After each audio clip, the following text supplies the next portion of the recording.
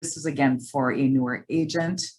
And I would start by saying, before you start your purchase agreement with your client, you've already have your agency agreement completed. You have your buyer's rep contract completed, along with all your KW disclosures and affiliations, right? Affiliation paperwork, so that when you are ready to execute on your purchase agreement, you have that client-based agency work already taken care of, because we don't want to be doing your purchase agreement and your buyer's rep contract and all that kind of stuff. It just keeps things organized and more efficient. And then before I jump into the contract itself, I wanted to talk a little bit about your first contact with a listing agent, the agent that you're going to submit your purchase agreement to. So what does that first contact look like? I like to keep it really friendly. You really, especially in the world of multiple offers and the craziness of the market, where it is such a seller's market, it's super important that we are kind to our listing agents. We're very professional with them and we're concise. So before I submit an offer, I'll let a listing agent know right away, expect my offer. Congratulations on your listing, well done. You can expect my offer within, a couple hours or whatever it might be.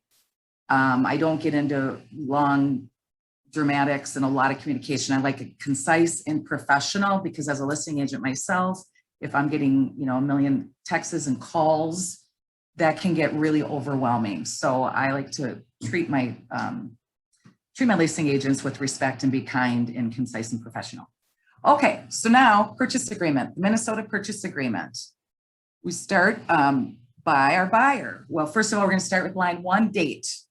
This is today's date. I'm going to be submitting this today. So I'm going to be writing this up on behalf of my client.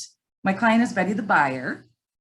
And we found a condo in downtown St. Paul. Actually, by the way, you guys, I've listed this for real last Friday. So we found a condo, Betty buyer. We found a condo that she's interested in buying.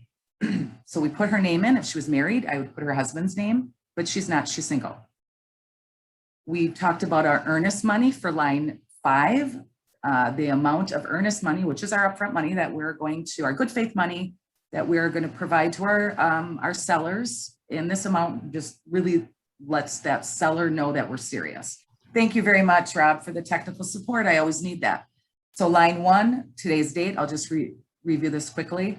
Line 3, our buyers. Betty's my buyer. If she was married, I'd have her husband's name in there as well. Line 5 is our earnest money, our good faith money that we're going to show to the sellers that we're really super serious about this property. Betty and I decided that. Betty decided $5,000 with a good faith effort. So we write our number, the $5,000 number, and we also write 5,000. The reason why we do that is legally, if there is a discrepancy against the number versus the writing itself, the writing wins in court. So it's just one of those contractual legal kind of obligations. We are going to deliver that. Line 7, no later than 2 business. I've got to, sorry, I'm trying to move. Some of this is covering my contract. All right. We're going to deliver that to the listing agents no later than 2 days after the final acceptance or within 3 business days of the receipt of the earnest money or final acceptance date. We're going to talk more about that final acceptance date later in the contract, but just remember, you need to get that money to that listing broker, whoever's the broker that's selling the property, not us. We don't, as buying agents, hold on to that unless there's a separate issue, and that can come about. But 99% of the time, that listing brokerage will hold that earnest money. And we have those 3 days to get that in. Typically, I use trust funds. Most brokerages like the trust funds. Okay, so said earnest money is. Did you come up with the $5,000? I'm going to address that when we look at the purchase price. So I went to purchase price, but we're going to talk about how we came up with 5,000. Okay, so line 11, this earnest money is partial payment for this property. Property is at 504 Selby. Now, when I do my purchase agreements, when I'm on the MLS listing, I go down and I hit on the transaction icon, that transaction, and that will automatically populate on this purchase agreement, the property address, the city, and the legal description. So 11 through 14 are property address, and this is the property in question. If it's new construction, it might look different, but I won't talk about new construction. So this property, said purchase shall include all improvements and fixtures. This is 16 through 30. 32 is all of what's included in the property. It's not our personal property. If you remember the chattel and all of that we learned in the real estate class, that's everything that this property includes. So I do an additional addendum, the Keller Williams personal property, in addition to this. So you can just use, other brokerage firms just use this, but I put in any additional, and we'll get to line 32, but I also have a personal property form that I use as well. So there's never any confusion around what my clients are asking for or what they don't want. So if you look through lines 16 through 31, I mean, everything you can imagine is included in this. But Betty, in addition to all of what's included, the fixtures, Betty wants the patio set. So we're asking for the patio set, which is not personal property. In addition to that, Betty doesn't want a few things. And again, I would have another addendum of personal property that would be included with this contract, but just for the purchase agreement, I'm including this. So Betty doesn't want a mounted deer head in this condo, and she does not want the basement icebox. So if there's something for sure your people don't want, that could, because that mounted deer head actually is considered property. So we don't want that, and we don't want the icebox because it doesn't work and it's icky. So that's what we would put in there. Line 38 is the purchase price. So the condo is listed for $325,000. It's been on the market for a few weeks. We've decided that $325,000 we're going to ask for. We're going to ask for $325,000. So if we want to talk about that earnest money, if we go back up to line 5 and 6 on that earnest money, why did we pick $5,000? Well, typically earnest money is about 1 to 2%. We did more because we just wanted our sellers to know we're really interested and we're great buyers. We mean serious business. So that's why we chose 5,000, but typically it's about a percent, just depending on your buyer's financial situation and their needs. It's something you want to talk about with your buyer before you write a purchase agreement. So now we're going to jump into what our buyer is going to put down, how they're going to finance. So my buyer has 20% down. So you'll see line 41. We're going to put 20% down cash. That's what they're coming out, they're taking out of their bank. They're going to finance 80% of that through a mortgage. So that's lines 42. And then we jumped down 48, closing date. We decided that unit is vacant, so we thought quick close date would be great. So we're submitting the offer today. So we're going to choose July, a 30-day quick close. And I always do, and I don't know, Rob, if you do this or not, but I always put on or before July 8th. Because if my banker can get that, if we can get my closer and banker can get that done before July 8th, and the sellers want that, I don't want to have to do another amendments for a closing date if it's before. So I always put on or before that date, but other agents might do it a little bit different. Okay, the line 50, you'll notice that on every page of the purchase agreement, you're going to have the page number up, and you'll have the date, today's date, or when you're submitting that, and that property that's automatically populated. Okay, line 52, this purchase agreement is subject to mortgage financing. We're taking out a loan for this. So it is. If it was a cash offer, you would hit is not. Now the mortgage financing section below, number 55, mortgage financing shall be a first mortgage. Sometimes it's a first mortgage and subordinate financing. Sometimes it could be a lot of different things, but with my Betty Buyer, in 99% of the time, it'll be their first mortgage, or maybe 95% of the time.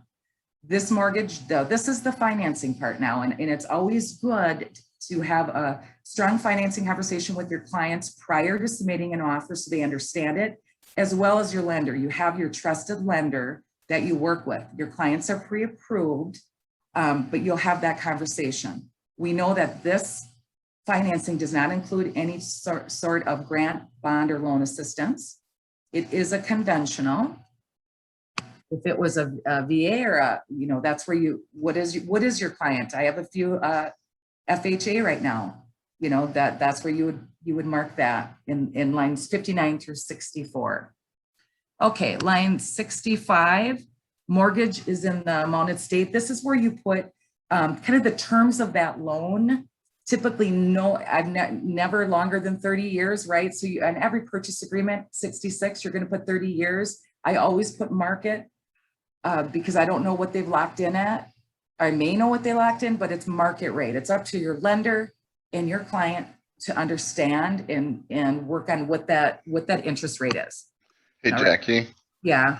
Under the interest rate, you should always put a number in there. Because tell me why. If let's say your buyer thinks they're getting a 3.5% mortgage, and something changes where all of a sudden it becomes a 4.5% mortgage, they're stuck if you write market rate in there. But if you had a 3.5 in there and it went to 4.5, they would have an out of the contract. And so if you're protecting your buyer, you should always put a number in there. Like today, rates are right around 3.25. I write in 3.5. I write something above it, at least a quarter to 0.5% above it. But explain to me how that protects them again, just so I can understand. Because if there was a mortgage program out there that they could qualify to buy this house, but it was a 5% mortgage, when you write in market rate, they would be stuck with a 5% mortgage, where maybe the prevailing rates are 3.25. Okay. So they can get stuck with a higher rate if you write in market rate. So always put a number in there, even if it's high. Okay. Even if always put a number in there to protect your buyer. Okay, good to know. I've never done that, so I'm glad you taught me that. You're welcome. Okay, so going down, so put your number in there, and whatever your client and your loan officer are discussing, put that in like Rob said, and that's good. And I'll remember to do that. In line 70, mortgage contingency. This purchase agreement is contingent upon the following that applies to the first mortgage. Typically in a lot of my purchase agreements, I will hit line 72. If buyer cannot secure the financing specified in the purchase agreement, then the earnest money will be refunded to the buyer, and we'll just both decide to sign a cancellation agreement, okay? But in this case, it's a little bit different with Betty Buyer. And I do this a lot more than I used to. I put buyer shall provide seller a written statement on or before, usually about 7 to 10 days before closing. And you know what, Rob, feel free to chime in, but this is something that I'm just being more careful with when I'm entering into multiples, that I ensure that my loan officer, all our business around the financing, the appraisal will be completed by a certain day. I put that in here so that the seller feels really comfortable about our financing package. So in this instance with Betty Buyer, I feel really strong that I can, because I've talked to my trusted lender, we can have a written statement and everything done by the 29th. As a seller, as a listing agent, I ask in my agent remarks for written statements and for this line 78 to be filled out too. I do the same thing, Jackie. And I see it all different. And most of my purchase agreements I'm getting on my listings aren't doing that, but that's something that I do.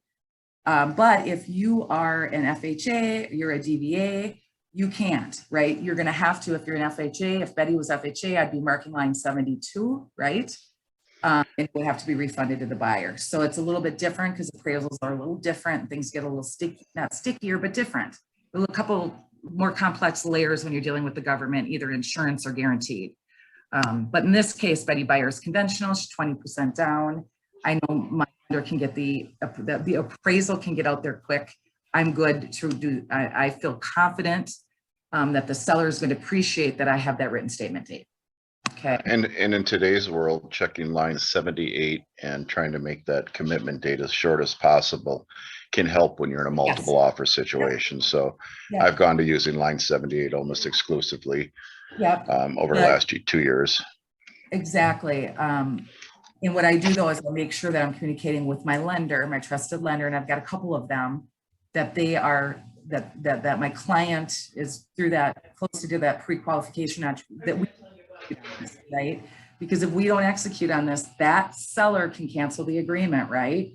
Then we're non-performing. So I want to feel confident that our lender can execute on behalf of my client. Right, Rob? Because not all can. Yep. Make sure you're working with good people. Make sure you're working with good people and you're communicating with them all the time. Okay, so now we're on page 3, line 92. This talks about the delivery of the written statement. And if you're non-compliant, what happens? If you want to cancel, what happens? I'm not going to spend this time going through every line, but I recommend that you do so you really understand. For new agents, if you have a question on any of this, ask your broker or your seasoned agent in the office that's dealt with this, because this stuff can get legal and sticky. We have an awesome in-house attorney that responds to us within 24 hours if you have any questions on any of this, but don't ever be afraid to ask. But that is all about non-performing compliance. And if one fails and the other one doesn't, just read it. Know when you run into it to ask somebody for some help, right? Okay, line 114, locking in of mortgage interest rate. Rob, I've always just been told anytime prior to closing as are required by lenders, right? So I always same way. 17, yeah. Line 118, lender commitment work orders. So our bank may tell you that there needs to be some things done on that property, right? Once that appraisal comes through, today in this market, our seller will agree up to 0. So I'm not asking the sellers to help us with anything if we run into a bind, right? Line 127, if there needs to be any reinspection, especially with FHA appraisals, typically there can be a reinspection fee. I would, in this situation, obviously buyer will agree to that reinspection, okay? We don't have an FHA clause because we are conventional, but if it was FHA, if Betty Buyer was FHA, line 133, that appraisal needs to meet the sales price and or the difference or the delta between what they're putting down. FHA, it's usually 3 to 5% down, sometimes 0 with the DVA. So you're gonna want that the appraisal's got to match that sales price, right? I didn't have to worry about that today because we're conventional. You'll see that I am worried as we go on this contract. I am worried about the appraisal on this offer that Betty is putting in. Okay, page 4, line 139, we don't have to worry about lender fees on this one, but this is if it's FHA, and you would be filling that out. If there's DVA funding, you'd be filling out this, and you would work really close with line 140 through 156 with your lender on these issues, right? We're not experts in this. We don't have to be experts. We have to understand on behalf of our client what our lenders are asking for and what those financing packages look like. And traditional conventional are so much different than our FHA or our government vets programs. All right. I've only done a handful of vets, and they've been fine, but make sure that you're talking with your lender. All right, line 159. is our seller, are we asking our sellers to contribute to our buyer's costs? Hell no, not in today's standards. Not today. We're not asking our seller to contribute. We're going to be paying for all of those. I don't see a lot, even with the FHA on my listing side, offers coming in asking us to pay, but my last sale last week, I did have 2 out of 20 offers ask for some seller paid closing costs. And you know what? Sometimes our clients need that. I mean, sometimes they absolutely have to, and that's okay too, but that's the line 159 through 160. 160, you'd mark either an amount, which could be, you know, $2,000, or you could mark line 161 and say, we need 2% of the sales price in closing costs. All right. Now we're going to jump down and do another contingency, which is inspection. Betty and I discussed whether she was going to have an inspection. We are electing inspection. And I would just say to new agents, if you decline an inspection because you and your client feel that that offer is going to be stronger with that contingency waived, really have a few conversations about what that looks like. You may still want to purchase an inspection, but it's not contingent on it, just for buyer's peace of mind. If they want to waive all of that, you might want to buy them a home warranty. We'll talk about that. But more importantly, have that, you know, we're buyer's agents. We're protecting our buyers. Waiving these inspections, although they help win, you may disappoint them after they get that house and they're disappointed. And who are they going to blame? They're going to blame their agent. They're going to forget about that one conversation, but they're not going to forget about that second conversation. So rarely do I decline inspections. I absolutely have, but I've had strong, robust conversations about what that looks like and how I can protect them, either purchasing an inspection and or home warranty without it being contingent on the inspection. And make sure you get it in an email or in writing or Yep. something, so you have something instead of just saying, well, we had that conversation. Yep, you email. Yep, absolutely. And in anything, you guys, any kind of communications you're doing with your clients, email is always better. You can always remind them through email. I always have the discussion. I email. I'm passionate about protecting my buyers. So they're going to know either through email or my conversations at the end of the day. I don't want to lose them for, you know, we're in it for lifelong clients. And I've watched agents waive inspections without documenting and or really explaining the ramifications, and they'll lose the client for life, and they're going to lose referrals for life too. So I just say tread cautiously, communicate, document, right? Be careful. Okay, this purchase agreement, line 172, is contingent on an inspection. Okay. We'll kind of jump down to line 179. The seller does not agree to allow the buyer to perform additional intrusive testing. So sometimes you have to dig, you have to do, there's other testing for inspections I could go in on, but this is a condo and we're not worried about any other kind of additional testing. Okay, line 183 is our property. Line 184. Jackie, can I jump in a second? Yeah. If your client is going to be doing a radon test, you might want to write this under other inspection items or a sewer scope. I've had a couple situations now where I'm representing the buyer and the seller does not allow us to scope the sewer. Says that's intrusive. So I have a standard clause I just put in there saying the seller will allow the buyer to perform radon and sewer scope tests on the house. I put that in there most of my purchase agreements, but just might want to think about just including. No, that's a really super good point with the radon, and as a selling agent too. All of a sudden you get a radon or a sewer and you weren't expecting it. It's always good. I put it in the other at the end, but there's an other where I'll say whether. Yep. Okay. Right at the end. Yep. But if we're going to do that, this one you won't see that because we don't have to worry about it. It's a condo downtown St. Paul. We're all good.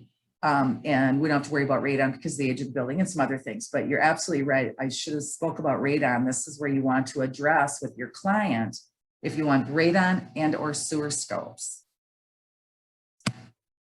And if you don't know about sewer scopes, call me, call somebody, and we can talk about you know, I kind of have, I won't get into the detail, but I know just based on the city, where the house is, what the trees are like, the age of the community, whether I should be doing that or recommending that to my client. Brand new construction, you don't have to worry about it, really old neighborhoods, then you want to flag that. And also be careful, there are a lot of communities now, I think there's probably 6 or 7 communities that require the sewer scope as part of a kind of like a truth in housing. It has to be done before putting the house on the market, so make sure you know which communities those are. Yep, Moundsview for sure, I know does for sure. And then this house that we are writing the purchase agreement on, Selby, is St. Paul. So the seller had to acquire a TIsh which is a truth in housing. Many communities require that. The city inspects the property and the seller discloses that. So we have access to that TIsh and we'll be signing that as a part of our seller's disclosure. And we can talk a bit about that as well. I don't know what else can talk about TIsh. Okay, other inspection items. It's a perfect area 195 where you put in your sewer scope or whatever. I put NA right there and I add sometimes on other. Whenever there's an other in certain areas, you want to add any type of additional language for the contract. Okay, sale of buyer's property, line 200. If this purchase agreement was subject to the sale of the buyer's property, it's contingent, you would mark that.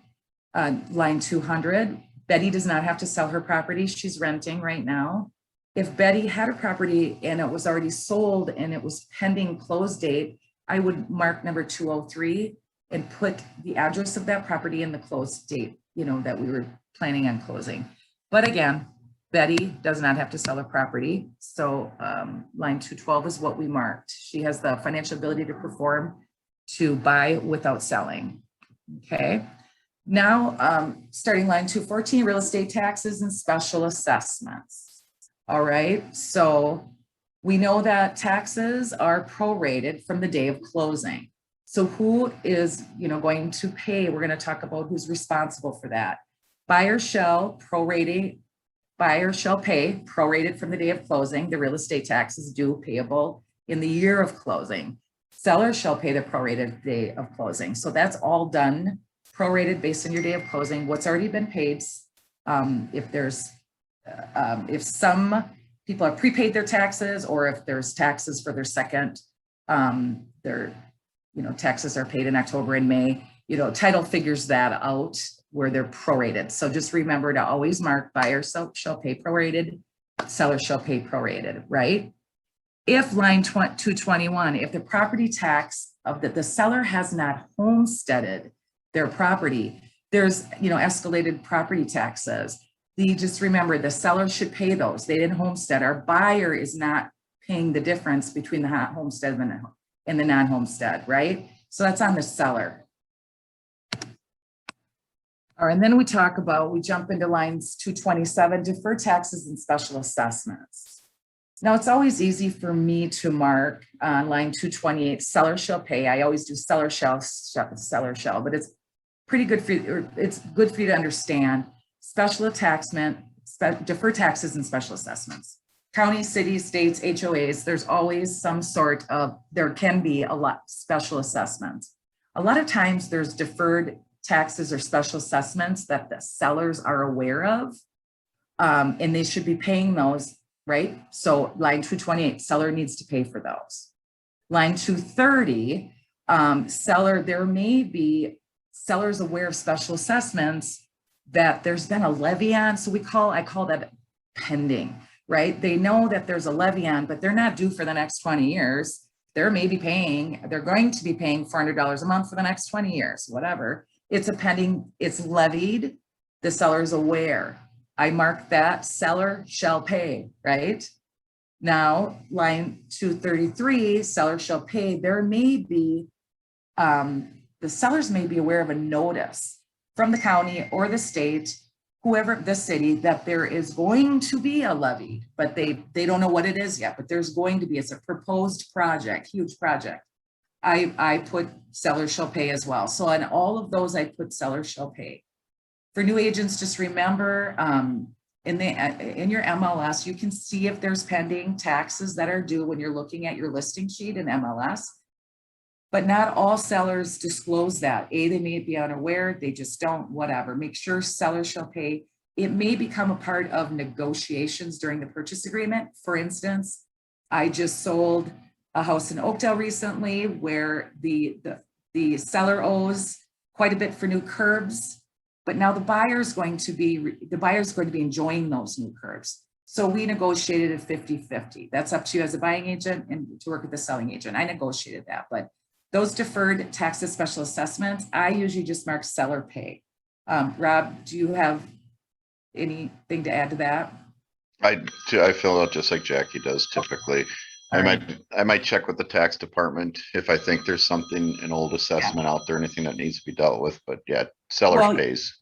You bring up a good point, Rob. So when I pull up to a house to look at it and I see that the streets are torn up and I look and I don't see there's a pending assessment, I better as a buying agent do some research. Happened to me down in Cottage Grove last summer, like, whoa. So just make sure, again, though, protect yourself as seller must pay. All right. We'll jump down to 252. We're kind of running out of time, so I'll be as quick as I can. 252, this purchase agreement is not subject to a cancellation of another one. So we have not submitted another offer that we needed to cancel. All right. This is, you may have put in another one. You have got to, what was that executed purchase agreement date? When are we going to cancel that one? And that, so, but we're not subject to that. I don't know if you want. Jackie, if you put an offer in last weekend, didn't get the house, do you have to write anything in there? If this is a new purchase agreement for one this weekend? So, well, yes, if it wasn't accepted. That one was not accepted. It was not accepted. It was a week ago. Yep. It wasn't accepted. Yes. It was not accepted. And you're out with your buyers. As long as it exceeded my final acceptance date, I'm okay. I don't have to cancel that. Okay. Right? That final acceptance date. So when I wrote the offer, and we'll talk about final acceptance date, if it was not executed, right? So if the buyer or the sellers didn't agree to it by my final acceptance date, I'm okay. If I leave that final acceptance date blank and I have an offer out there from a week ago, I better get a cancellation. That's where I understand it, and I'll let Rob chime in.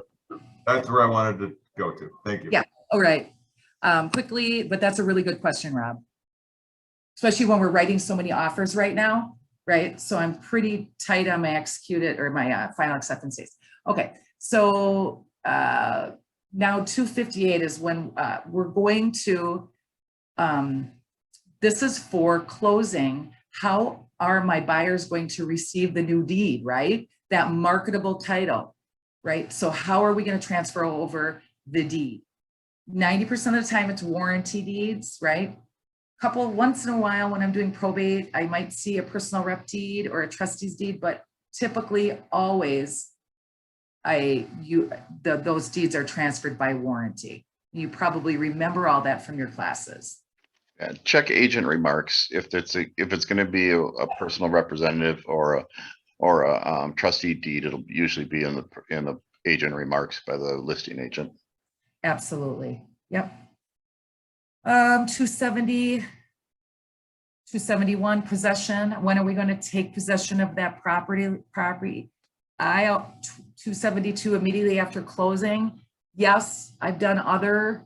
That's when somebody needs to live there for another 2 weeks. We're going to rent back. Then we have to do additional amendments, and we do addendums and amendments. It depends, but I like to stay away from line 273. They get a little tricky, but it can happen, right? It can happen where your seller wants to rent back for a few weeks, or it could be, is you might mark when the seller finds a new home. I mean, it could be a couple different things, but I like 272. It keeps my closings clean, right, Rob?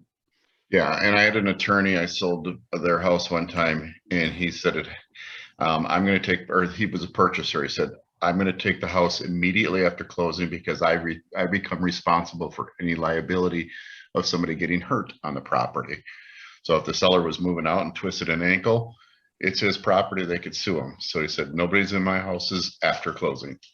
So, Well, and that makes a really good point, because if you hit 273 too, right, and you've got some flexibility around buyback, who you're going to rent back, your seller's going to rent back to you. Well, who's responsible for insurance and liability? That's why I don't like 273, because there's a whole lot of contract language you kind of need to protect your buyer, right? So, all right, line 274 is all about the seller agrees. Really, the seller has to get all their crap out of there, especially paint cans and other toxic chemicals. They need to, right?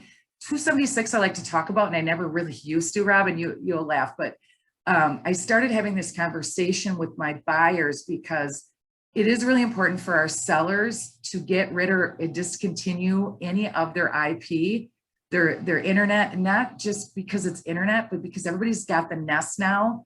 Everybody's got automated on their phone. They can turn their air conditioner on and off. I never used to talk about this until recently. It's really important our sellers discontinue all of that technology. Otherwise, I mean, from a buyer's perspective, if there's a cloud, they've got the cloud on the HVAC and all this, Rob. I'm not saying all this right, but at the end of the day, we have to protect our buyers that they're not, that the sellers don't have access, right, for safety and security. So I started talking more about that, and I never thought I would. yeah. Or ex-husbands, make sure the ex-husband doesn't have control of your thermostat. I've heard those funny stories. No, I didn't want to say that, but you're right, or creepers, right? It could be anything. 280 prorations talks a little bit about how we prorate everything, and that's important to understand. I won't talk all about it, but just look at it. 283 is title and exam. You know, as soon as we have final acceptance date executed, buyer and seller agree, we want that title and examination to start quickly, right? We want any clouds on that title to be discovered quickly. So that's what that 283 to 290 talks about, right? The big thing to point out in there is that if a title defect is found, the way this purchase agreement is written is the buyer is automatically going to give the seller a 30-day extension on that closing date. Automatically, yes. The way this purchase agreement is written. So just point that out to a buyer that all title issues usually are corrected. I've only had one ever go past a closing date. Yep. So it's usually not a non-issue, but if an issue does come up, these buyers automatically agreeing to a 30-day extension of the closing. Yep. I would highlight line 296, and I'll make sure that I highlight line 296. That's a really good point. Division, boundaries, and access. If the sale constitutes or requires a subdivision of land, I don't have to worry about this in this example because it's a condo. Mechanics lien, we want to make sure that that property is clear of any kind of liens that seller may have on it. Right? So no liens, notices, dimensions, access agreement. I'm just going to kind of go through. Feel free to read those at your leisure. I don't have enough time to go through that in detail, but title will catch the mechanics liens. Line 321, risk of loss. I do talk about this with my buyers. If there's any loss or damage to the property between the date of purchase agreement, the final acceptance date, and close, right, including a fire, vandalism, flood, anything, the risk of loss is on the seller, right? Those buyers are protected from that. So the buyer, we could cancel and walk away without earnest money, and earnest money refunded. What buyers will do, and I've had something like this recently, buyers will negotiate with those sellers an extended close date, because the buyer still wants the property. They want things fixed by the seller's insurance, and actually they're maybe going to get something better than they thought they were. But that risk of loss from the time that the buyer only has that equitable title, if you remember that from class, versus marketable title. That difference, that seller's responsible for that loss. Okay. Time is of the essence. We know that. Calculation of days. Always know your difference between your business days and your calendar days, right? There's different days for each, right? Based on the release of earnest money, your final acceptance. Just know the difference between the two. They're easy. I do not have to read those to you. Line 353, your notice regarding your predatory offender. You just want to make sure that your buyers know where to go to look to see if there is a registered offender in their neighborhood. It's not our job, obviously, we all know that, to look for that or do the research. We need to direct them to the Department of Corrections website so they can do their own due diligence. All right, line 358. And what I forgot to mention, if you see line 358 through 368, that is all blacked out. That part of the contract is like legal or statutory state mandated law. So when you see that border, I should say, pay attention to it because it's important. I can't explain it all or what statute it is. I don't have that memorized, but it's important to the state that we abide by this. So lines 358, buyer has the right, sorry, my phone is, buyer has the right to do the walkthrough prior to closing of the property, right? So we do our walkthrough usually a day before or a few hours. You want to make sure that property is in the same condition as the date that you looked at it when you wrote the purchase agreement. Buyer has received, and we're going to, on 361, we're going to mark disclosure statement, seller's property disclosure. That's uploaded typically in the MLS and those docs. You want your you don't want your buyer to just sign that. You want to talk about that with them, right? So they understand. Our buyers have to sign a lot, contracts, addendums, agency, this and that. It's important that I go through line by line and do more than one buyer's consult prior to doing an offer. Really talk through all this language because it can be overwhelming and confusing, right? So the disclosure statement, my buyer has read it. We mark that off. Seller, this is legal again. The state says the seller must tell us if we have city sewer or if we have city water. Lines 373, right? We got to do that. If there is a septic system, or now it's called subsurface sewage treatment system, my seller does not know of any of subsurface sewage treatment. That's really important. If your seller has one or knows about one, that we get that we see that disclosure. So if there was a septic system on this, I would have a disclosure that would be uploaded. I would have my buyer look at it. That seller had to go through a whole lot of hoops to get that disclosure, by the way, in certification and all that kind of stuff. So we're not worrying about it with Betty Buyer, but you're going to be putting in an offer where there's a septic system. Jump down to 379, same thing with the well. There may be a private well. There could be an abandoned well. There could be a well that's not operating. It doesn't matter. If there's a well, we need a disclosure for that. There needs to be state certified stuff. I'm not going to go into that. We don't have to worry about this now.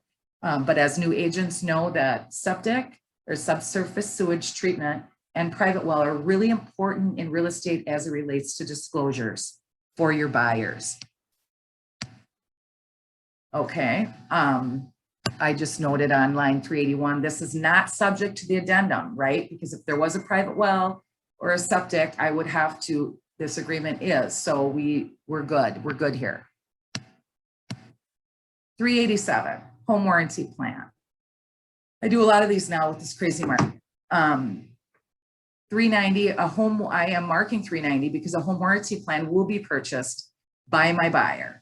It'll be paid for by my buyer, but now I'm actually doing that. I do that for some clients. I'll purchase those home warranties, just peace of mind or whatever. So in this case, the buyer is buying it.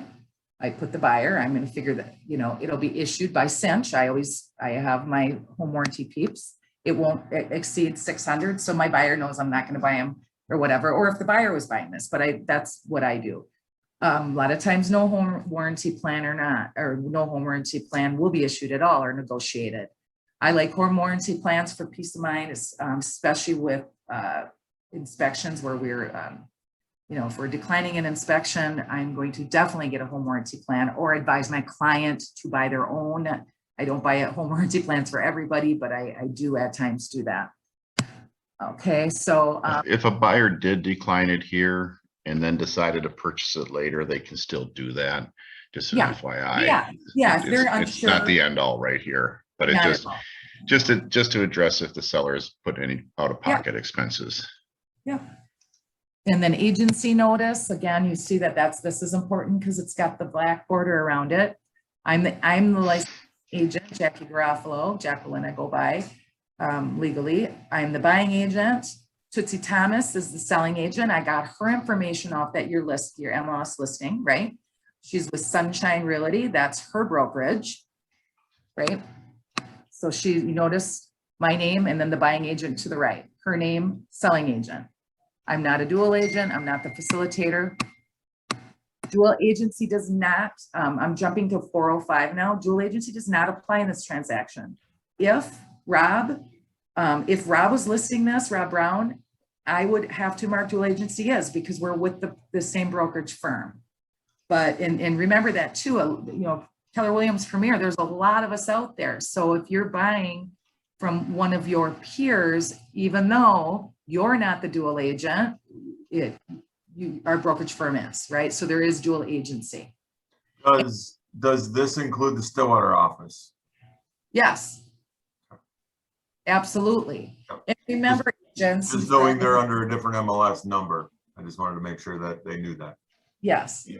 And this dual agency is, you'll be discussing this with your clients before you write this offer, because you'll have your buyer's rep contract that you're going through with them. You'll have your agency disclosures. You'll be discussing this with them prior to this offer, right? So they'll know what that means when I say, oh, we're submitting this offer to Rob Brown with Premier, right?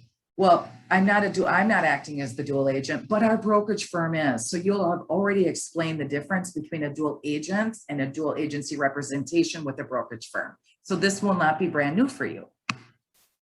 Okay. I'm going to jump down to closing costs, 423 new agents. I always discuss closing costs with my buyers, but they know what to expect. I have an estimate, we estimate those, we discuss them with the lender. So there's never, ever a surprise at closing, right? It's a conversation we have in our buyer's consult. So closing costs, settlement statement, that's the statement you'll be getting from the title company, the escrow agent, all of that. You should understand how to read a settlement statement. So when you go to closing or prior to closing, you're the expert. You are the real estate expert on everything. So understand those settlement statements. Line 428.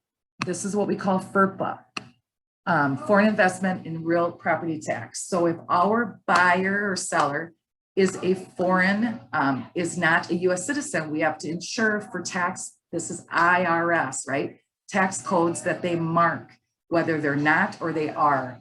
How their investments for the seller or the buyer, how those tax implications are different for our foreign investors. So we want to make sure if at the end of this contract, you'll mark that the seller is not a foreign investor. Okay. All right. 443, 444, fully executed purchase agreement, acceptance date. The acceptance date is binding. Both the buyer and the seller accepted that date. Okay. 46, electronic signatures. We're all good with those. We use those. All right, and then survival, date of the purchase agreement, all right. Other, this is where this one is interesting. This is where on this offer, I'm worried about the appraisal coming through for my buyer. My buyer really wants it. So this is where I write appraisal gap. There's a whole lot of other, you can use a professional amendment for that, a Keller Williams amendment, right, Rob? You can. It's whatever you're comfortable with, but my buyer wants to, she wants an appraisal gap. She wants to cover herself and protect the seller from that appraisal falling short. And we think there might be a shortfall based on the comps and the research I did. So in addition to all the other elements of this contract, we've added buyer warrants. If appraisal falls short, buyer will cover that shortfall, not to exceed 5,000. So if we're paying 325 for it, if it comes in at 320, we'll pay up to 325. But if it comes in at 515, we're only paying up to, so my buyer's only comfortable with coming up with an extra $5,000 to that table. Appraisal gaps are very, very common. I'm doing them quite a bit and I'm seeing them on my listings all the time. And I just added buyers flexible with closing date, and you can add some other things in there if you want. All right. Along with this agreement is addenda that I have to include, and I don't have copies of all those, but there is an addendum to the purchase agreement, and that's my personal property agreement that I do. And that lists all of the things, all the appliances and all the things that are included. And if there's something I don't want. So I do that formal purchase agreement, personal property agreement. And if anybody needs any help, please call me. It is a condo, so I have to include my CIC docs, and those are my townhome docs. Those are the docs buyer gets 10 days to review all those associated bylaws, my rules, regulations, bylaws. My buyer gets 10 days to say, oh, I can't have a dog here. I want out, right? She's got a 10-day contingency time period to review those docs. She wants to ensure that homeowners association is financially stable, and she gets that time. So I have her fill out that form. I submit that with the offer. This property was built in 1913. So we of course have to have our lead-based disclosure, right? So I've included that, and that's separate. Some people include all of the documents in one PDF. I do it differently. I do them separate because for me, it's just easier. It's easier usually for my clients.